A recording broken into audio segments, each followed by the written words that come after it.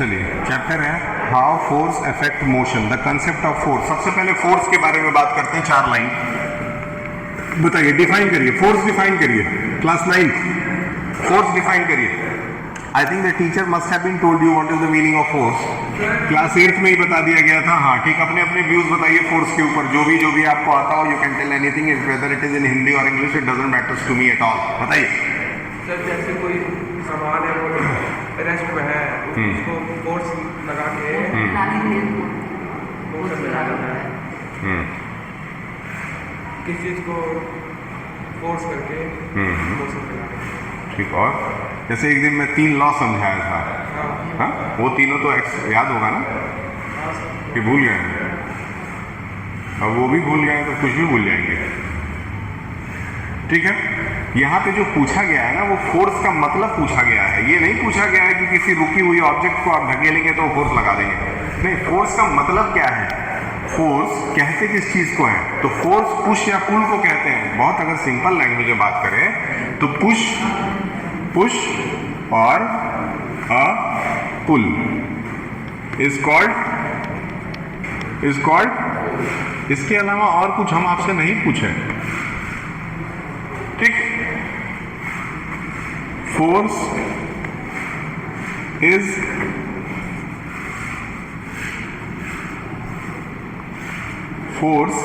Is equal to m into a. Formula होता है, आपको बताया गया होगा। Force is equal to m into a, जिसमें से m क्या है बताएं? m क्या है? मास। और a क्या है? एक्सेलरेशन। कितने लोगों को ये नहीं पता था बताएं? आप में से कितने लोगों को ये नहीं पता था बताएं? किसी को नहीं पता था।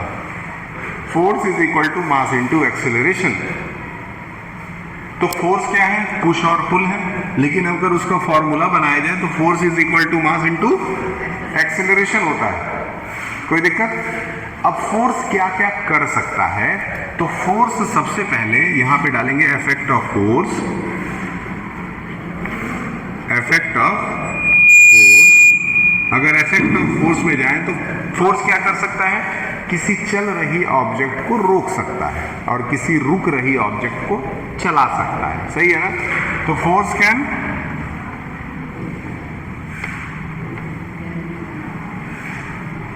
Very good, force can move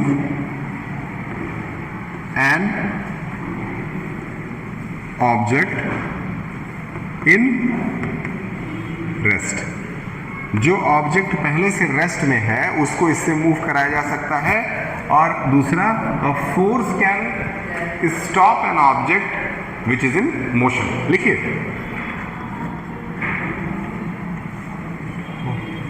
force can stop an object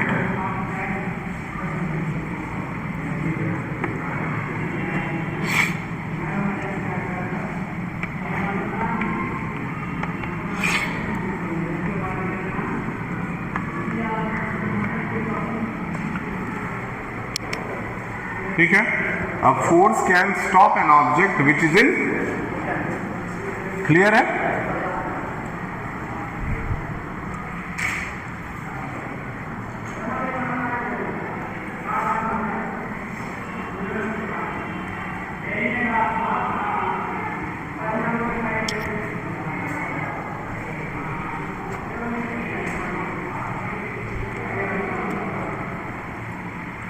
force is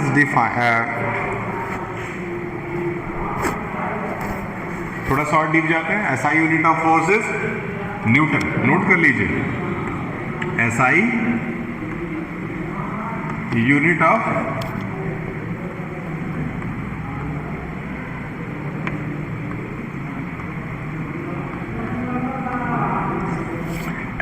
of force is newton, है ना?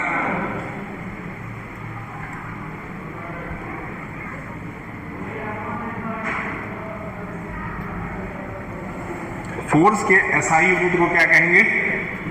न्यूटन कहेंगे। क्लास में साफ सफाई है आपकी? क्लियर है? बिल्कुल, कोई दिक्कत नहीं है? ठीक है। अगर कोई सी भी गंदगी नजर आए तुरंत आप रिपोर्ट करिए।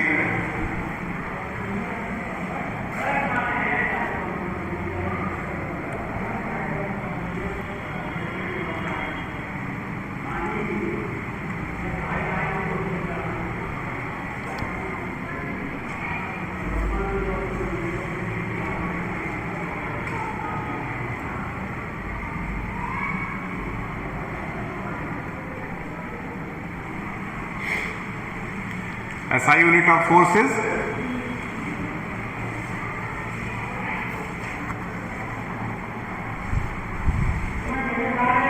फोर्स का SI यूनिट क्या है? क्लियर है? आगे बढ़ जाए। ठीक है, आपके बुक के ही अकॉर्डिंग चलेंगे, कुछ अलग से नहीं उसमें ऐड करेंगे। ठीक है, measuring the magnitude of force है उसके बाद टॉपिक। लिखिए balanced and unbalanced force. Force को दो कैटेगरी में बांट देंगे, balanced and unbalanced.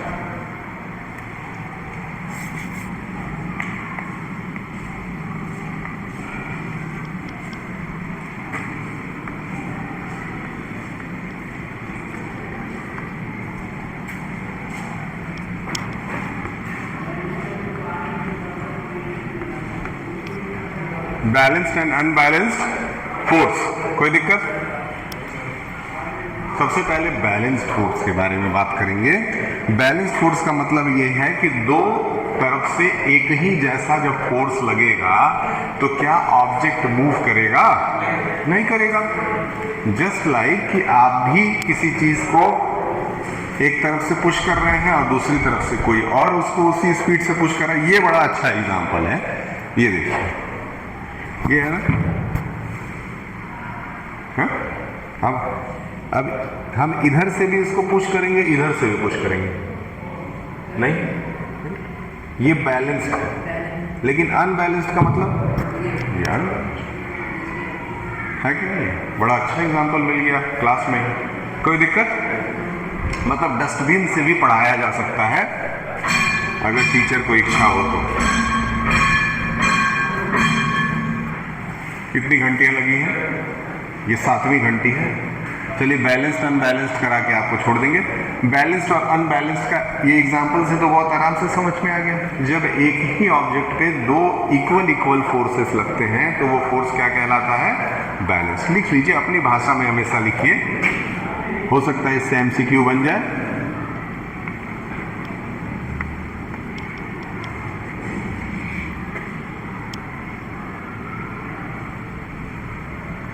When equal amount of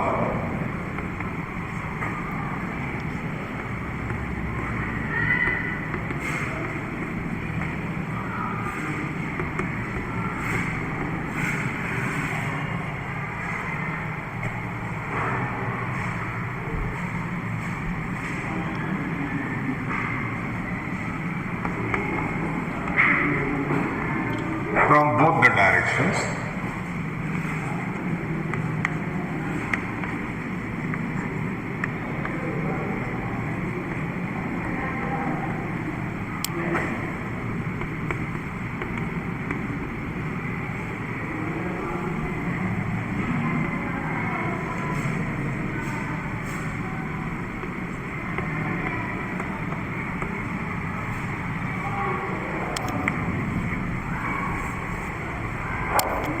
एक और डेफिनेशन है। Yogesh ji, admit card but रहा है, एडमिट कार्ड, हाँ वो तो हो गया ना, एडमिट कार्ड बांटिए।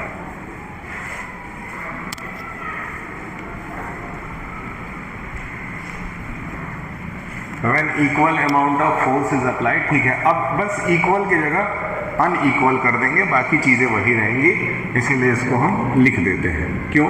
ताकि घर बैठे हुए बच्चे भी इसको देख सकें।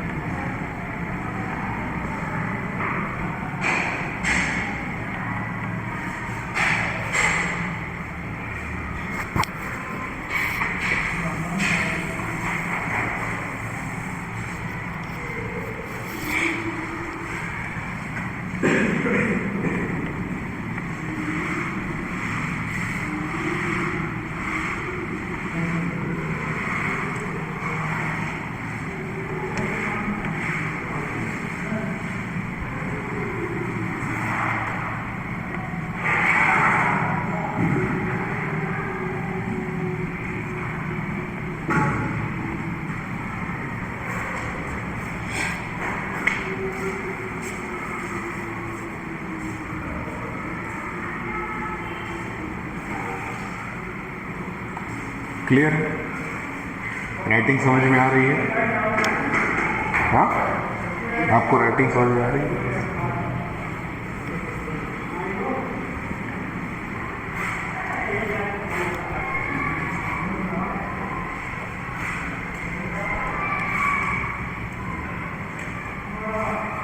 ठीक है, रोक दें, रोक दें यहाँ पे। इसके बाद किसका पीरियड है अभी? हिंदी पढ़े हैं कि नहीं आप लोग? हिंदी नहीं पढ़े हैं, हिंदी नहीं चला है, तो हिंदी के लिए आपको लगवा दें पीरियड अभी फ़िलहाल के लिए। जब तक सारे बच्चे और सारे टीचर्स नहीं आ जा रहे हैं तब तक इंटरवल के बाद 2 पीरियड मैं लूँगा, 2 पीरियड हिंदी वाली टीचर लेंगी। और इंटरवल के पहले आपने क्या पढ़ाई की है? इंटरवल के पहले कुछ नहीं चला है। मैथ्स वाले टीचर आपके आने वाले हैं, मैथ्स के। हाँ, नहीं, आकाश जी भी आएंगे, हो सकता है। अभी ये लोग यूपी टेट का एग्ज़ाम की तैयारी कर रहे हैं। यूपी टेट कल या परसों में होने वाला है। टीचर्स के लिए ये होता है।